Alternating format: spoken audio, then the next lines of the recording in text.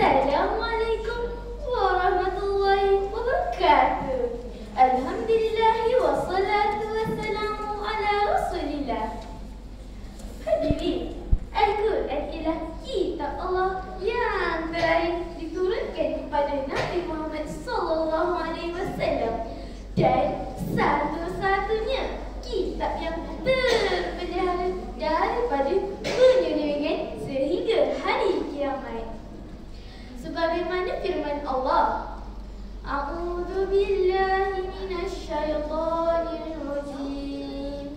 Inna nahnu nazzalna dzikra wa inna lahu lahafizun. Maksudnya, sesungguhnya kamilah yang menurunkan al-Zik, yakni Al-Quran, dan kamilah yang memelihara dan menjaganya. Surah Al-Hajj ayat 9. Sidang pendengar sekalian, kita wajib beriman kepada Al-Quran dan kitab-kitab yang telah diturunkan kepada para Nabi dan Rasul dengan meyakini kebenaran isi kandungannya. Nabi Daud, kitabnya Zabur. Nabi Musa, kitabnya Taurat. Kitabnya Injil.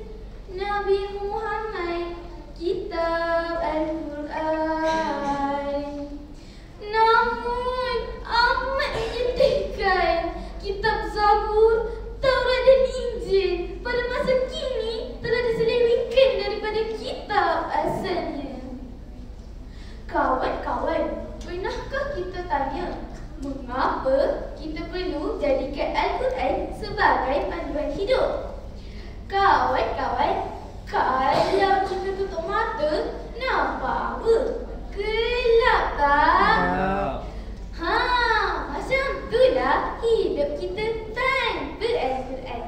Al-Quran membimbing kita dalam pelbagai aspek kehidupan. Imam Ghazali dalam kitabnya Jawahirul Quran menerangkan segala cabang ilmu pengetahuan yang terdahulu maupun kemudian, yang sudah diketahui maupun belum, segalanya bersumberkan dari Al-Quran.